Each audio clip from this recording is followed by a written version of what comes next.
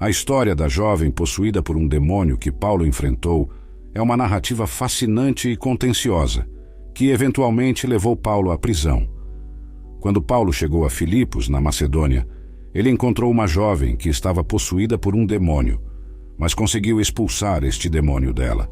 Este episódio é registrado em Atos 16, versículos 16 e 17, que nos conta que, enquanto Paulo e seus companheiros estavam a caminho do lugar de oração, encontraram uma escrava que tinha um espírito de adivinhação e trazia grande lucro a seus senhores, prevendo o futuro. Esta jovem, mesmo possuída, era uma fonte de renda para seus senhores, devido à sua habilidade de prever o futuro. É provável que os demônios lhe proporcionassem uma visão sobrenatural da vida das pessoas, pois é dito que ela tinha um espírito de Piton. Para muitos, isso pode não significar muito, mas é importante notar que a Piton era uma espécie específica de serpente associada ao deus Apolo. A referência a Piton é feita devido a essa associação, e não muito longe de Filipos havia um santuário dedicado ao Apolo Pítio. Nesta região da Europa, muitos adivinhos e psíquicos realizavam práticas ilusórias para ganhar dinheiro.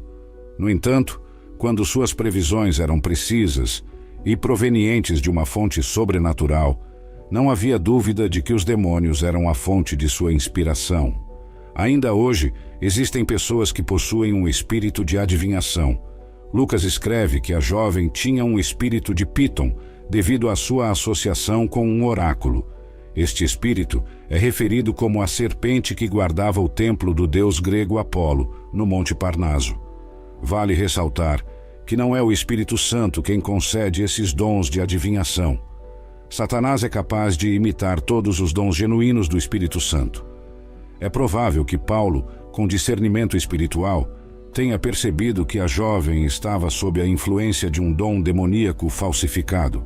Quando Paulo realizou o exorcismo, o Espírito Santo não foi expulso da jovem, nem ela foi privada de qualquer dom genuíno que pudesse ter recebido do Espírito Santo. Os demônios nunca foram testemunhas confiáveis, pelo contrário, sempre foram enganosos. Os crentes são chamados a testificar de Cristo. A Bíblia relata que a jovem seguia Paulo e seus companheiros, proclamando que eles eram servos do Deus Altíssimo, que anunciavam o caminho da salvação. Esta proclamação, embora verdadeira, vinha de uma fonte demoníaca, e Paulo, incomodado, ordenou que o espírito saísse dela em nome de Jesus Cristo, o que aconteceu na mesma hora. Atos 16, versículo 18. Paulo estava profundamente irritado com o endosso dado pelo demônio, e não queria ter uma influência demoníaca associada ao seu trabalho. Ele sabia que um homem pode ser identificado tanto por seus amigos quanto por seus inimigos, e não precisava de cartas de recomendação demoníacas. Paulo exemplificou os ensinamentos de Jesus, que frequentemente ordenava aos demônios que se calassem, mesmo quando estavam falando a verdade sobre ele. Marcos 3, versículos 11 e 12. Segundo a New American Standard Bible, a jovem possuía um espírito de adivinhação.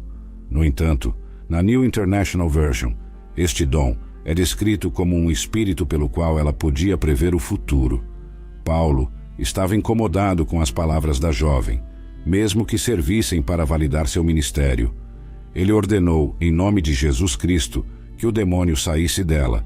Importante notar que, enquanto Jesus expulsava demônios com sua própria autoridade, Paulo fazia isso no poder de Jesus Cristo, falando não apenas à jovem, mas ao demônio dentro dela. Com a autoridade de Jesus, o demônio foi imediatamente expulso através de um exorcismo. Certos demônios são mais desafiadores de serem expulsos do que outros, como evidenciado em Mateus 17, versículo 21 na Bíblia Amplificada, que afirma: "Mas este tipo de demônio não sai exceto por oração e jejum." Quando Paulo finalmente respondeu, o poder de Deus foi capaz de libertar a jovem do controle do demônio. Atos 16, versículos 19 a 24. No entanto, quando os mestres da jovem perceberam que sua fonte de lucro havia desaparecido, eles ficaram furiosos. Os mestres, vendo evaporar suas esperanças de lucro, agarraram Paulo e Silas e os arrastaram até o mercado, apresentando-os às autoridades. Eles os levaram aos magistrados e acusaram: estes homens, sendo judeus, estão perturbando nossa cidade. Eles ensinam costumes que não são lícitos para nós, romanos, aceitar ou praticar. Então, uma multidão se levantou contra Paulo e Silas, e os magistrados ordenaram que fossem espancados com varas. Após serem severamente açoitados, foram lançados na prisão, e o carcereiro recebeu ordens para vigiá-los com cuidado. O carcereiro, cumprindo as ordens, os colocou na parte mais interna e segura da prisão, prendendo seus pés em troncos. Os mestres da jovem não se importavam com ela. Estavam interessados apenas no lucro que obtinham por meio da possessão demoníaca da jovem. As acusações contra Paulo e Silas eram vagas e basicamente os rotulavam como perturbadores da paz. O tratamento que receberam, sendo cidadãos romanos, foi totalmente inadequado. Foram arrastados ao mercado, despidos, açoitados severamente e lançados na prisão sem julgamento. Após o castigo, foram colocados na cela de segurança máxima, com os pés presos em troncos.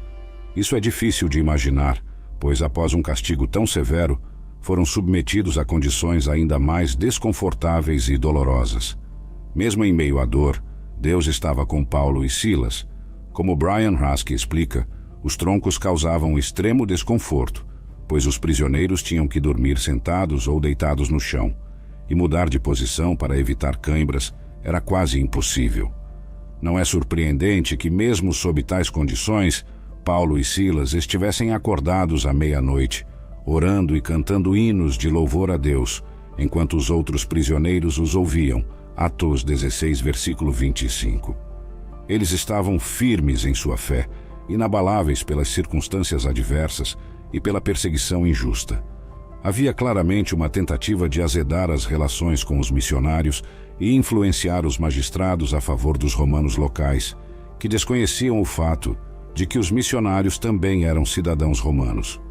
O diabo deve ter considerado uma grande vitória ver servos devotos de Cristo, como Paulo e Silas, em tal situação precária. No entanto, qualquer triunfo que o diabo pensasse ter era prematuro e, como sempre, destinado ao fracasso. Na verdade, esses eventos serviram para envergonhar ainda mais o maligno e promover a obra do Senhor. Os eventos desta história são notavelmente semelhantes aos que envolvem espíritos malignos na vida de Jesus. Parece que esses espíritos possuíam poderes sobrenaturais que lhes permitiam reconhecer a origem divina dos ministérios realizados por Jesus e pelo grupo do qual Paulo fazia parte. Isso nos traz uma lição valiosa. A mensagem do cristianismo era revolucionária por natureza, mas a história não termina aqui para Paulo e Silas. À meia-noite, enquanto oravam e cantavam hinos a Deus e os prisioneiros os ouviam, ocorreu um grande terremoto. As fundações da prisão foram abaladas, todas as portas se abriram e as correntes de todos os prisioneiros foram soltas. Atos 16, versículos 25 e 26. A maioria das pessoas da antiguidade acreditava que terremotos eram causados pela atividade dos deuses ou deidades pagãs. Um terremoto típico não causaria a abertura de todas as portas e a soltura das correntes de todos os prisioneiros, indicando claramente a intervenção divina nesse evento miraculoso. A abertura simultânea das portas da prisão e a quebra das correntes, sem que ninguém fosse prejudicado, é um evento extraordinário descrito em Atos 16, versículo 27. O carcereiro, ao acordar e ver as portas da prisão abertas, supôs que os prisioneiros haviam fugido. Preparando-se para tirar a própria vida, ele estava ciente de que, embora não pudesse ser responsabilizado pelo terremoto, seria considerado negligente por não ter mantido os prisioneiros seguros. Os romanos frequentemente escolhiam o suicídio em vez de serem condenados à morte pelo Estado. Embora o suicídio fosse geralmente visto como um ato de covardia, em circunstâncias como essa, cair sobre a própria espada era considerado nobre. No entanto, pensadores cristãos posteriores discordariam, sustentando que apenas Deus tem autoridade para tirar uma vida. Atos 16, versículo 28. Paulo, percebendo a intenção do carcereiro, clamou em alta voz para que ele não se fizesse mal, pois todos os prisioneiros ainda estavam lá. Aqueles que conseguiam escapar da detenção romana geralmente enfrentavam punições severas, mas há indicações de que aqueles que optavam por não fugir poderiam receber tratamento preferencial das autoridades. O carcereiro, superado por um sentimento de convicção profunda e temendo encontrar-se com Deus em seus pecados, perguntou: Senhores, o que devo fazer para ser salvo? Esta pergunta crucial é feita quando um indivíduo percebe sua condição perdida e necessitada de salvação. A resposta dada a ele foi simples: creia no Senhor Jesus Cristo e serás salvo, tu e a tua casa. Atos 16, versículos 29 a 31. A fé genuína do carcereiro foi evidenciada por suas ações subsequentes. Ele levou Paulo e Silas para fora da prisão, lavou suas feridas e foi batizado, junto com toda a sua família. Este ato de fé e conversão sincera foi seguido por uma celebração, na qual o carcereiro colocou comida diante de Paulo e Silas, regozijando-se por ter crido em Deus junto com toda a sua família. Atos 16, versículo 34. É importante notar que não há evidências no texto bíblico que sugiram que havia crianças muito pequenas ou bebês entre os membros da família que foram batizados. Todos eram capazes de crer em Deus conscientemente. No dia seguinte, os magistrados, por razões desconhecidas, talvez uma mudança de coração ou uma realização de seu erro, enviaram oficiais com ordens para libertar Paulo e Silas. Atos 16, versículo 35. O carcereiro transmitiu a mensagem, mas Paulo recusou-se a sair secretamente. Ele declarou que, como cidadãos romanos, eles foram espancados e presos publicamente sem julgamento, e exigiu que os magistrados viessem pessoalmente libertá-los. Atos 16, versículos 36 e 37. A cidadania romana era um status valioso, que poderia ser obtido de várias maneiras, inclusive nascimento, como no caso de Paulo, ou por compra. A reação dos magistrados ao saber que Paulo e Silas eram cidadãos romanos foi de medo, pois havia consequências legais sérias para maltratar cidadãos romanos dessa maneira. Os magistrados foram pessoalmente pedir desculpas e escoltaram Paulo e Silas para fora da prisão, pedindo-lhes que deixassem a cidade. Mesmo assim, antes de partir, Paulo e Silas visitaram os crentes na casa de Lídia, oferecendo-lhes encorajamento. Eles queriam garantir que, apesar de sua partida, a comunidade de crentes continuaria forte e resiliente na fé. Atos 16, versículo 40. Com sua missão em Filipos concluída, Paulo e Silas partiram, deixando para trás uma comunidade de crentes encorajados e fortalecidos em sua fé. Cada episódio dessa narrativa contribui para a tapeçaria rica e complexa do ministério de Paulo, oferecendo lições valiosas sobre fé, perseverança e a soberania de Deus em todas as circunstâncias.